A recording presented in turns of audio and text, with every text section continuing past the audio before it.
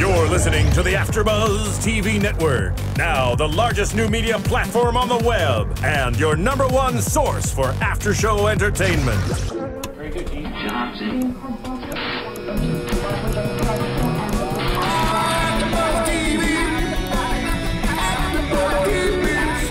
The AfterBuzz Studios in Los Angeles, California. Presented by Maria Menounos and streaming live thanks to Akamai Technologies. This is AfterBuzz TV's Bar Rescue After Show. We'll break down tonight's episode and get you all the latest news and gossip. And now, another post-game wrap-up show for your favorite TV show. It's AfterBuzz TV's Bar Rescue After Show.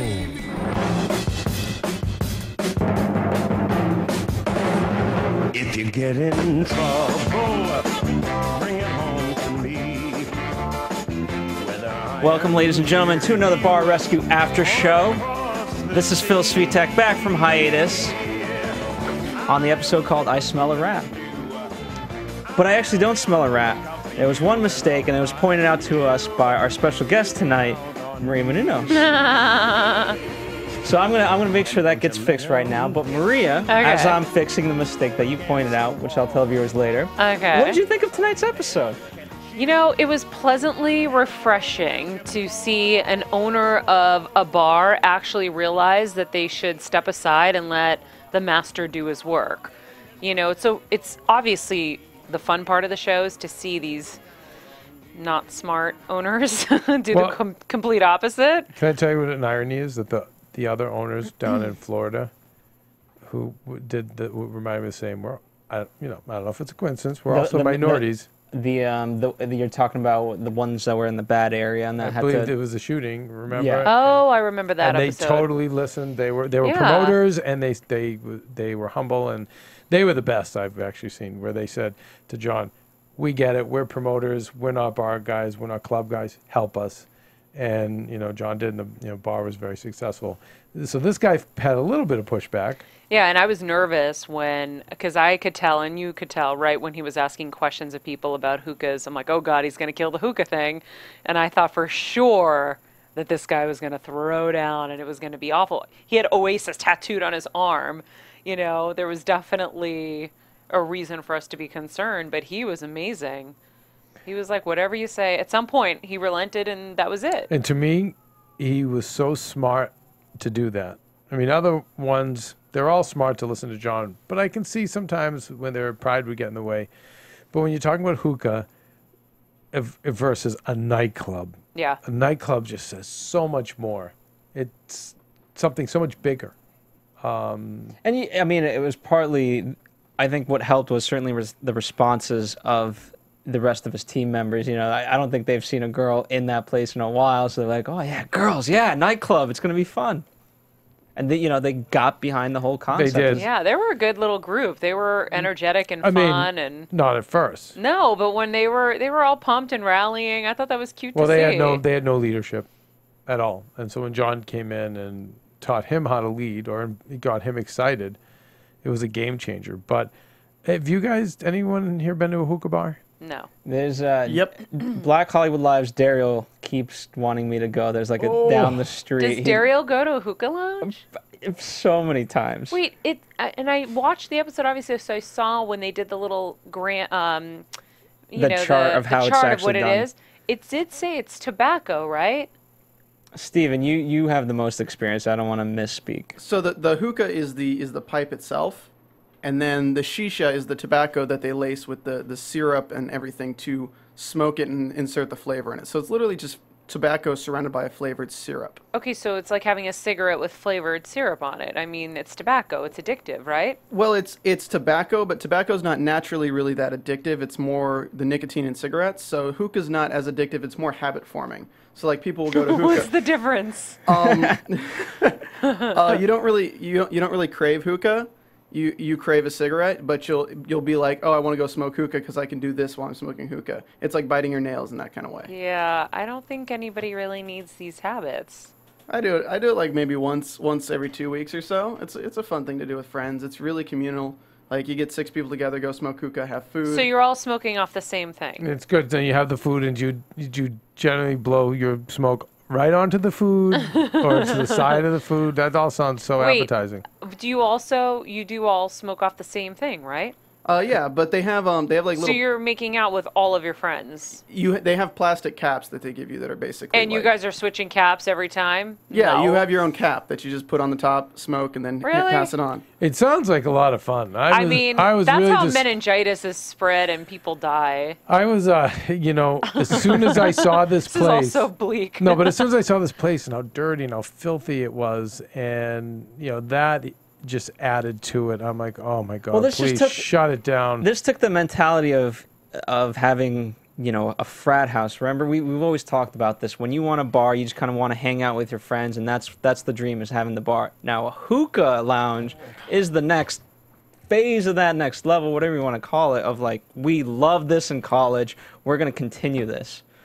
And that's what it. But so I'm glad they kind of went the other. And his wannabe manager, she was the best hookah smoker of all of them. Yeah, that's why she got the position. She was an amazing hookah smoker. Yes, that's all she was amazing at. I will say this: I am always dumbfounded by people who are so unbelievably lame at what they do.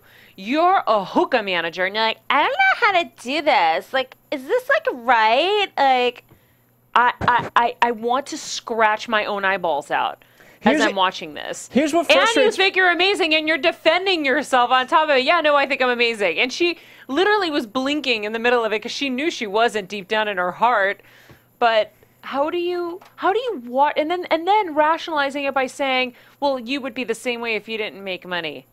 Get out.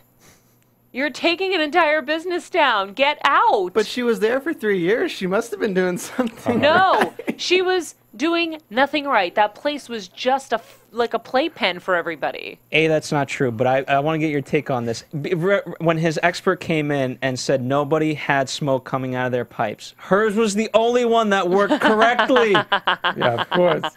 That was the most amazing part of all of it. Everyone says wrong except hers. I don't know how, is this right? I was like, oh my God, this is your whole business, buddy, and you're putting it in her hands. I mean, what? I don't understand. And of course, John has to be the one to find the rat.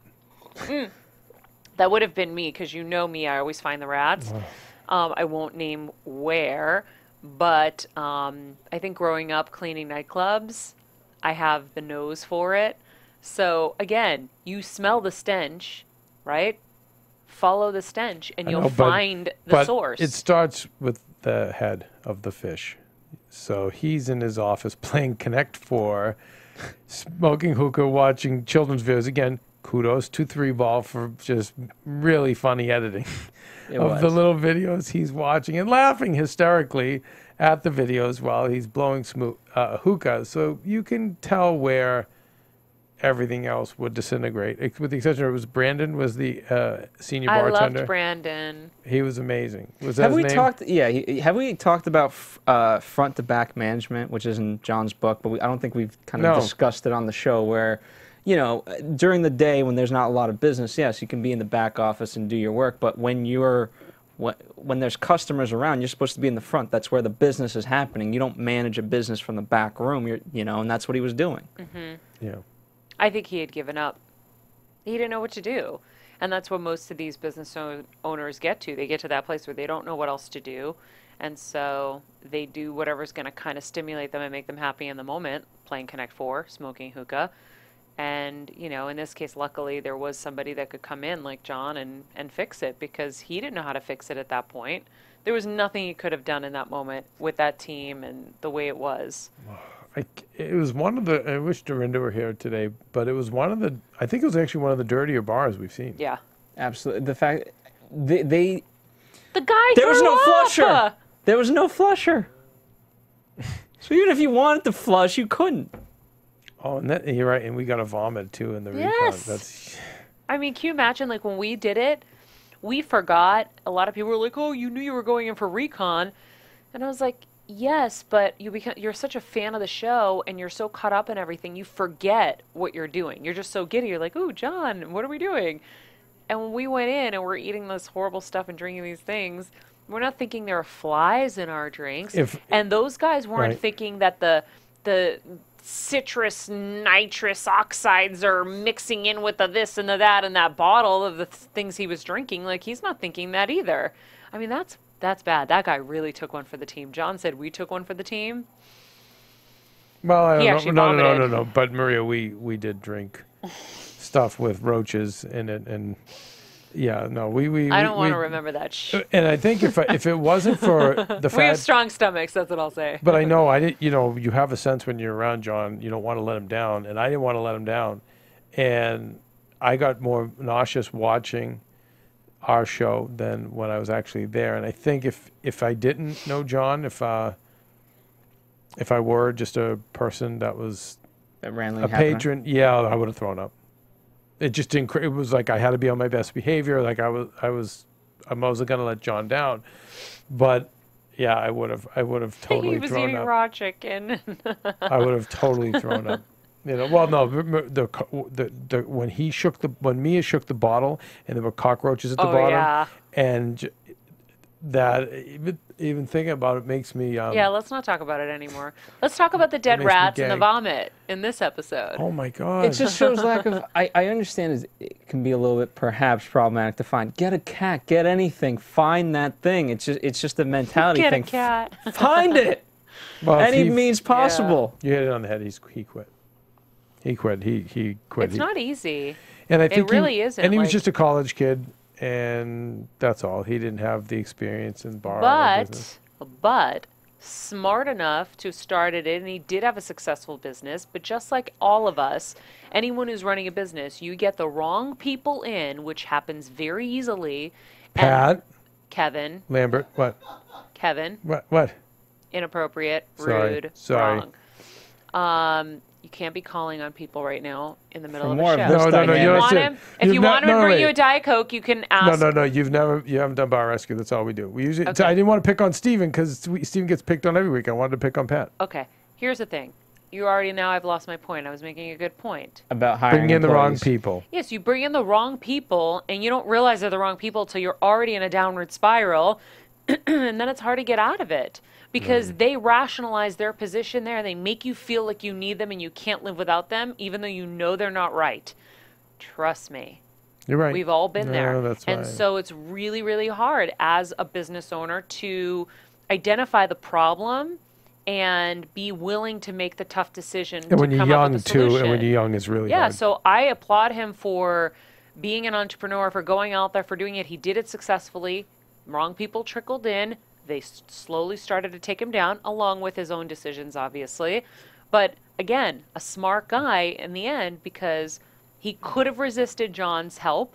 He could have resisted his ideas. He could have been really temperamental and difficult, and he wasn't because he is smart. And he took his advice and look at 30%, sales are up 30%. He's doing great. The place looked amazing. And he got rid of his weakest link. Which I'm sure she'll do somewhere else, but it wasn't the right place No, for probably her. not. Probably not. Well, maybe she'll learn from Steven, this. what do you got? I think his main problem was that he just didn't know how to take responsibility for his own business. Because as soon as when they started talking about like, oh, this was wrong, it's like, oh, you didn't tell me that. You didn't tell me that. It's like, you don't hire people to take care of your business for you. You are the one to take care of your business, and the other people help you take care of your business. Well, let's talk about that Thank you, staff Steven. meeting because that was Hilarious. As soon as John came in, left. All right, we're gonna have a staff meeting. Management has failed. You are management, and Yeah. you have failed me. Yeah. Well, again, because he had given up, because he had, it's hard. It's not easy. Well, it's also a matter I'm not of saying it's right at all, but I understand. there's Kevin and John did a spotlight on where Kevin and John talked for almost an hour, and in that one of the main things that came out for me, among so many things, but for this case particular, when you have, let's say, a staff of 300, then yeah, you can be a little bit, bird's eye view of everything, kind of manage people. When you have a staff of, let's say, 10, like he kind of did, whatever he had, you really have to be in the trenches with them, and there's nothing you can't be afraid of to do. And so I think it's a matter of that, where he thought, I do have a staff of 300, they're supposed to be doing that, I'm supposed to just kind of do whatever it is I do here in the back office, and that's it. But it doesn't work like that. But I also think that, successful businesses can be run without that too. Look at AfterBuzz. You run AfterBuzz, right? But I'm in the trench. I would say I'm in the trenches. Am I here every day? You're not, but me as a leader, I'm in the trenches with these guys every. You know what I mean? It's different in that regard. Yeah, but that's what his managers are supposed to do for him. They're supposed to be in the trenches fixing those problems, and if they can't, they come to the boss. But Steven when you have a said- problem, hold on. When you have a problem you really need help with, you call Keven and I, don't you? Correct. And we jump right on But it, he don't didn't we? train it. But Maria, Phil went through extensive training with me for a year, every day being in his face. Okay. And Steven. So maybe he failed his managers and didn't train them well enough. We don't know the intricacies of that. Totally to Steven's point, he did. But when somebody comes to the owner and says this is wrong, then it should be the owner's job to fix it. Yeah. And they went to him and told him, and he said that, well, you're supposed to go to the managers, not me. That's not the way to do things. And also, you know, if you're using you as an example at AfterBuzz, there's never a point in time that you come and you praise us for the things we do right. But if there's anything that you see improvements on, or it's not quite up to your standard, you point that out to us and we fix it immediately. Mm-hmm. You know, he's in there every day walking in, and there's dead rats, and it's like, okay, whatever. You'd be the first one to point, hey, this smells like a dead effing rat in here. It's true. Find it.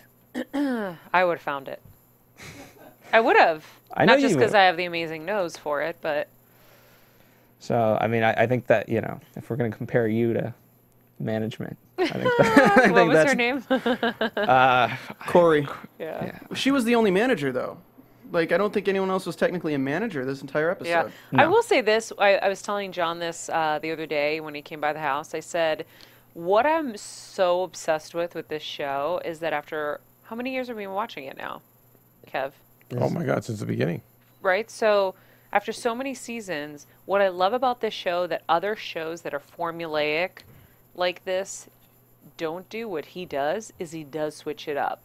Like when last week's episode, when he was calling the bartender and saying, all right, now I want you to pour drinks and never charge anybody. And now I want you to do this. Same thing in this episode. It started off a little bit differently. He's always kind of switching things up, going with his gut and the vibe, and making those decisions and creating a show that is the same show we know and love, but we get little different things rather than, you know, even To Catch a Contractor. And I'm not saying anything negative about it. I really loved that show, but if I miss an episode, I know it's exactly the same thing. I know that the talent's going to say the exact same things. Okay, now we're going to go to my wife, who's an investigator.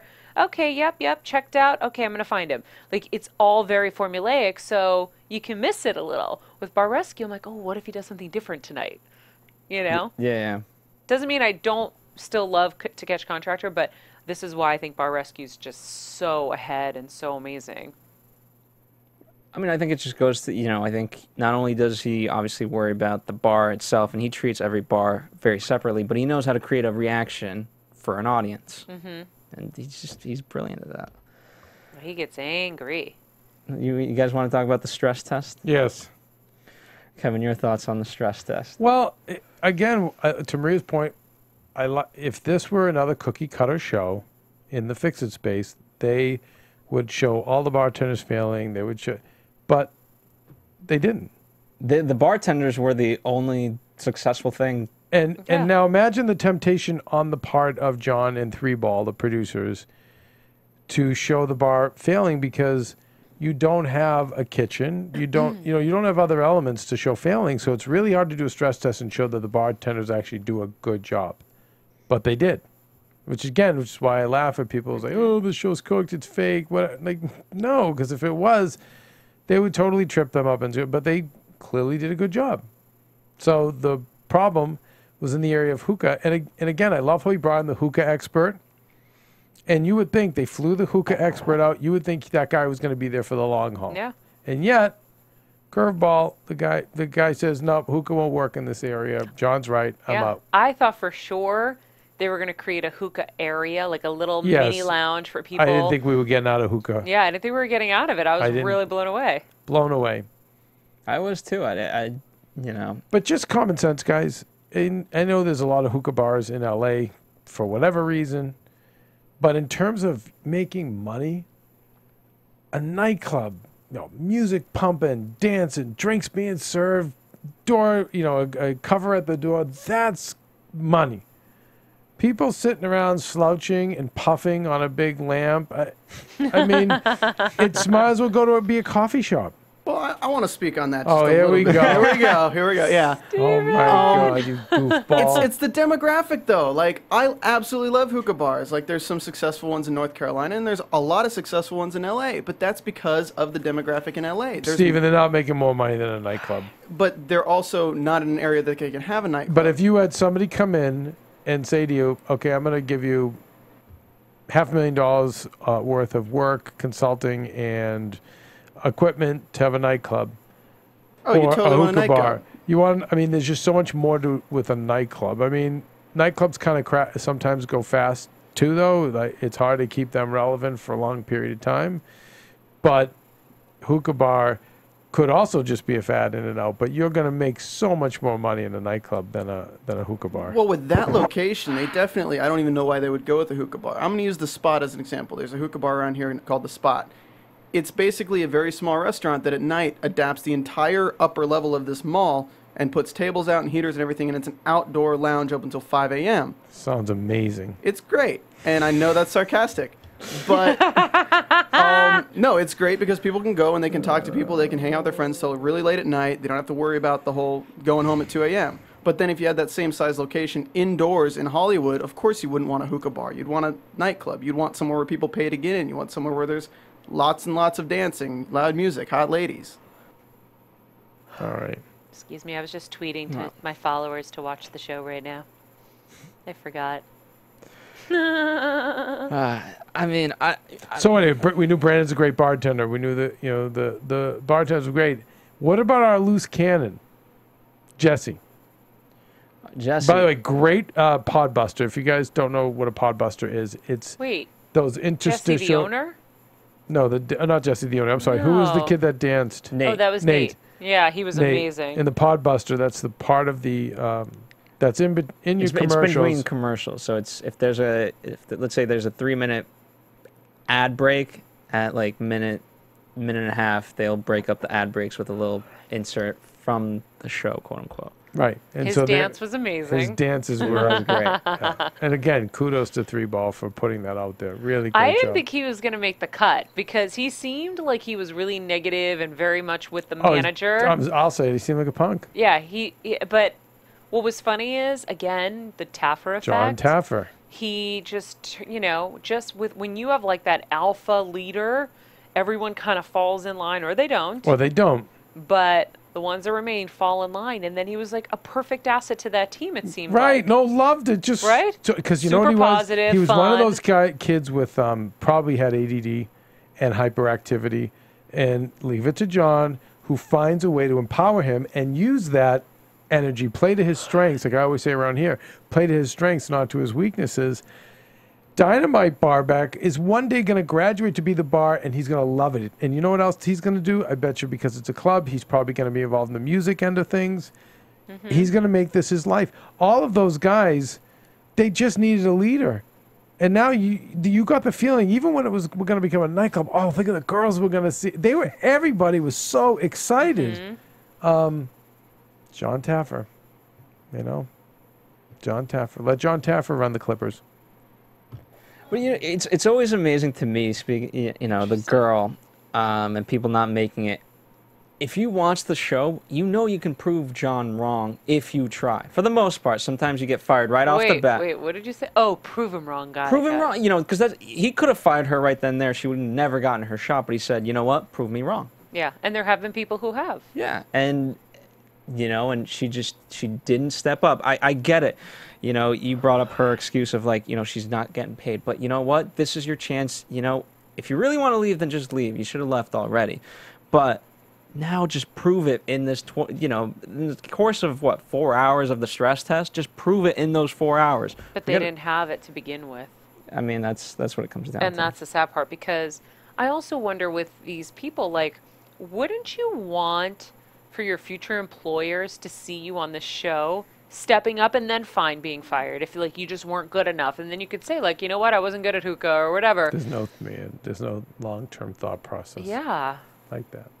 You know, like, but that's like. I mean, if there was, don't you think a 3/4 of Facebook photos would be taken down if people had that long-term thinking process to realize that future. Listen, we had a dinner tonight, a really big, giant business dinner tonight. Maria and I, before we were running a little late, and I know Basketball Wives had one of their biggest stars in studio, so just letting our live fans know. But even at the dinner, Maria, did you notice how much research they did on you? Oh, yeah. Stuff that I forgot about Maria had done in her career. So it's the same with most people. Your employer, your future employer, looks on your Facebook page. If there's pictures of you drinking like a slob, acting like a slob. By the way, it's the first thing I do when I'm hiring someone. Is you look at that stuff. But, but I'm saying most people don't think like that. They're not thinking about the future. Well, if you're listening to this, you should be. Yeah, absolutely. Absolutely. Yeah, unless you really don't care, which is not a great attitude to have. Be honest, care, and try. That's what John says. John Taffer says. And, you know, he'll have you back if you do those 3 things. So, anyway. So let's talk about the remodel. Yeah. What I love is even though we're taking away the hookah, we're keeping true to typical John, where it came from, That's and right. the spirit of it. Morocco. So keeps them incentivized, keeps him, the Moroccan, and even the drinks. The drinks were cool. I like that was scorpion awesome. bowl. Yeah. So you know what? We're not doing hookah, but we're going to do something within that world to inspire you. Which is, of course, Jesse's just fired up. He loves it. Yeah, I mean, they kind of, I think that was like the cliffhanger right before the ad break of, was he going to go with this, or was he going to be the typical guy like, nope, no way. But yeah, as we've kind of been mentioning it, he made the turn. Yeah. That was make or break for him, and he made it. I mean, just all that wasted space. Now, you know, a second bar, a dance floor. I mean, how could you not be excited if you own that place? And especially unless you're Steven. He just, I would be really excited Steven. If I owned that place. Yeah, no, but Steven, wouldn't you be mad they took away all your hookah lamps? No. I mean, I think the thing that really boiled down to it was when when he said that he likes to look at it as business and then his personal life. He got really angry when John talked about his son. But okay, can I say something about that? How I'm over that too. Yeah, that's. Oh my God! And also on To Catch a Contractor. Hey, leave my son out of it, because they all want to, because they're being so ripped down to shreds. They want to hang on to something. They want to have something that they can say "F you" back. Yeah. Don't bring.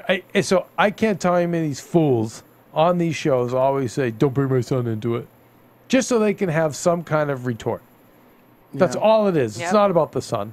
It's about that. Okay, I can have one back on you, John. Now shut up about your son. You should be thinking of your son and all his future earnings and how you're going to feed him and how you're going to take care of him. Absolutely. Because clearly you're not motivated by anything else except YouTube videos. And Connect 4. And Connect 4. So he's been saying the whole episode he wants to look at it from a business perspective. So when John breaks it down and says, hey, in this area, you have 90 people who want to come and do hookah, and they only want to do it once every 2 or 3 weeks, once a month. It's not going to put 1,000 people in seats. Oh, but it's so cool, Steven. It's just to chill and, you know. You know, Kevin, let's open a hookah bar. Yeah, I'm gonna. We're going to tour our band at the hookah bar. That's it. I can't even imagine doing it. Like, not even imagine it. Is that weird? Steven, give Daryl a call right now. We're setting up Maria, No, Daryl. No. Ew. We did. Some of the Anatomy of Movie people. We went and There's saw a movie. nothing sanitary that can come from that, by the way. Just not a fan. Think about that. Like, those things are not getting cleaned. You know it. Oh, they are. Oh, Yep. Steven. Let me bring Taffer to the hookah lounge you go to, and let's blue light that shit. Yeah, exactly. No, but they might get clean, like a dish or a cup would get clean. Maybe some of them, Kev. Yeah, I have a funny feeling. There's a lot going into those things. Yeah. The components. So. I mean, here's the thing. I think hookah smoking is, as it was, it's a pastime between friends, but not like an actual. It it's just just different seems than amazing. I'm gonna see if we call. Hey, I'm not hating on people who hookah. You can hookah. I can't imagine it for myself. Oh, you know, anyway, the place gets redone. It's cleaned up. It's bigger. What I liked most about, first of all, I loved the outside of the building. I thought that was great. Tazza.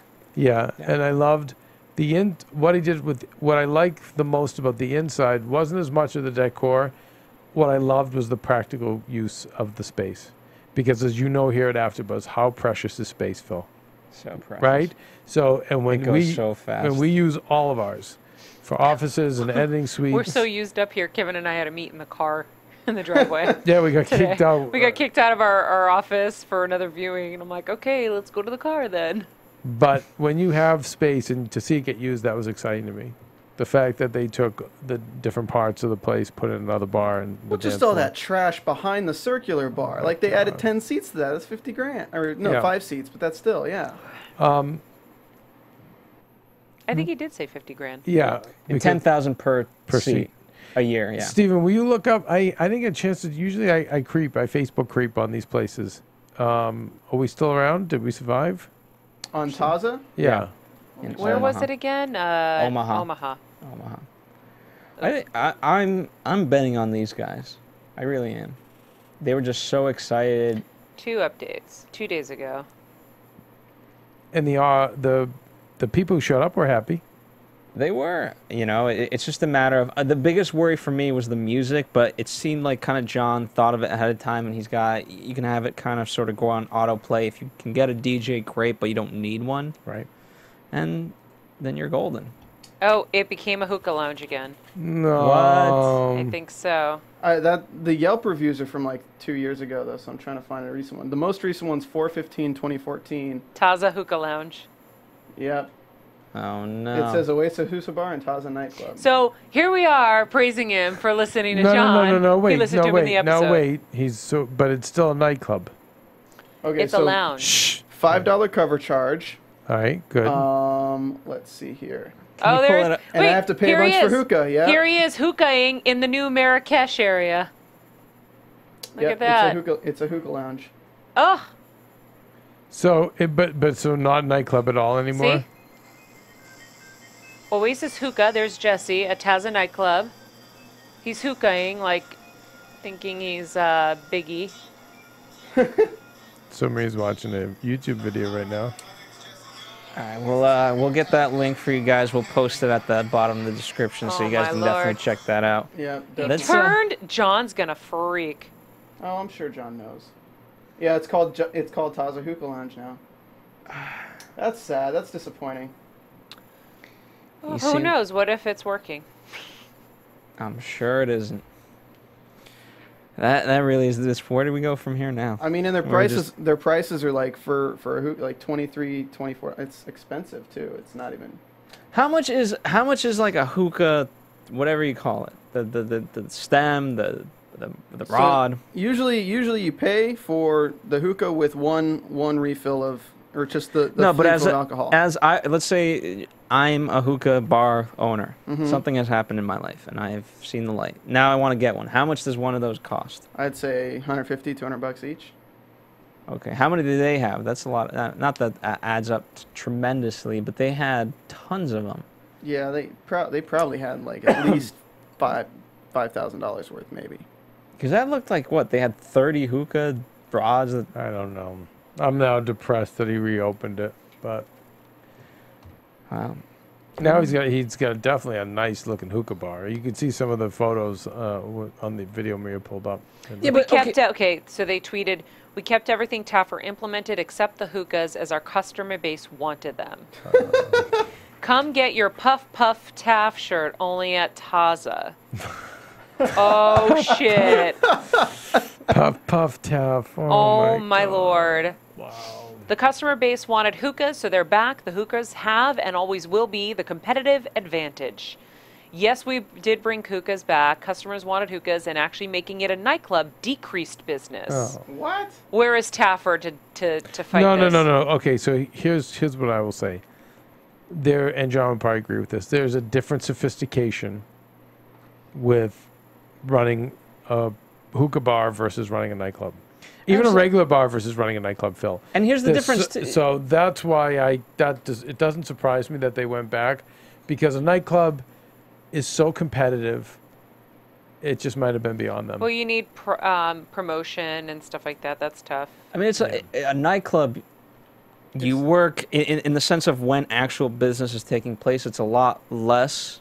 You know what I mean? Like when it's packed. You know what I mean? A hookah lounge is going to be open for more hours versus a nightclub. There's, let's say, from 6 p.m. to 2 a.m. on your hot days are Friday and Saturday, right? But you can make a lot more money in those 2 days versus we've had examples of that when he's kind of showed people like, hey, you don't need to work all these different days. By you being open, you're actually losing money. Right. I think they really could have used someone with nightclub experience there too. You need a nightclub person. Because I mean, a hookah bar is so laid back. They don't serve alcohol at hookah bars usually. I'm sure that one did, but no, they did because they had the crap drink. Oh my God, they changed the name back to Oasis too. Well, hold on. Oasis Hookah Bar and Tazza nightclub. Is that what it is? Yeah. I think okay. Yeah. That's what Yelp has it as. That's disappointing.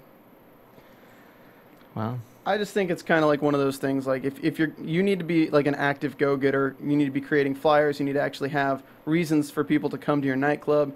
And if they just want to sit back and do nothing, then they're not going to have a successful nightclub. But here's the thing, it surprises me because you need the same thing for a hookah lounge or any type of you need promotions, you need different things. That doesn't mean all of a sudden go spend tons of money on TV advertising or whatever. But you need some sort of you got to get people in there. And oh my God! Look at the Puff Puff Taff shirts. I'll try to bring it up. They have a big picture of Taffer on it, and a hookah behind his head. It's just... What? So Kevin, tell us about Brand Marriage. Yeah, because they are marrying the John Taffer brand. Well, you know what? They're in Omaha. They just got a huge hit on Spike's #1 show, and now they're marrying their brand of John. So it's smart. All right, well, I'm done. Well, that was an exciting conclusion to the night's episode. I didn't mean to bring everything down. I'm wrapping up this episode. Well, I think the good news is our energy matches what a hookah lounge's energy should match. I know, right? Okay, Phil, do we get Russ, Mia, and Dorinda back next week? Yeah, Mia got called into to work, unfortunately.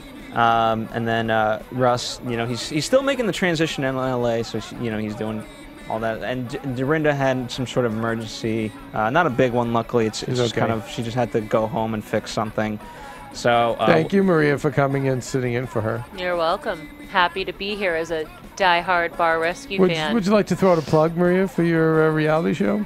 Sure, you guys can watch Chasing Maria Menounos tomorrow night, 10 o'clock on Oxygen, and you can follow me on Twitter or Instagram at Maria Menounos. Well, thank you for coming in. Honey, what about you? At Undergaro. And follow us here on AfterBuzz TV on Facebook, Twitter, and Instagram. And why should they tune in tomorrow? What's going on tomorrow? Oh, Mother comes into town. Mother returns to, Kevin's mom. It's going to be a doozy. Yeah, always is. All right, so definitely catch that on Oxygen tomorrow, 10 p.m.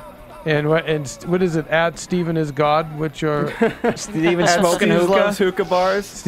At Steven Loves Hookah. There you go. Just follow whoever that is. All right, thank you guys for joining us this week. We'll of course be back next week with an all-new episode of Bar Rescue. From executive producers Maria Menounos, Keven Undergaro, Phil Svitek, and the entire AfterBuzz TV staff, we would like to thank you for listening to the AfterBuzz TV network.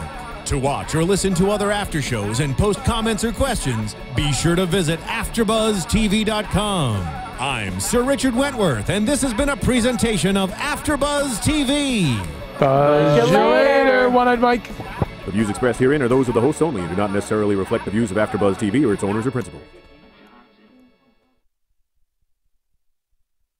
Thank you for watching AfterBuzz TV on YouTube. For more of your favorite after shows and interviews, subscribe to our channel here, and be sure to share your opinion on the episode in the comment section below here. We'd love to see what you guys are buzzing about. Thanks again. Buzz you later.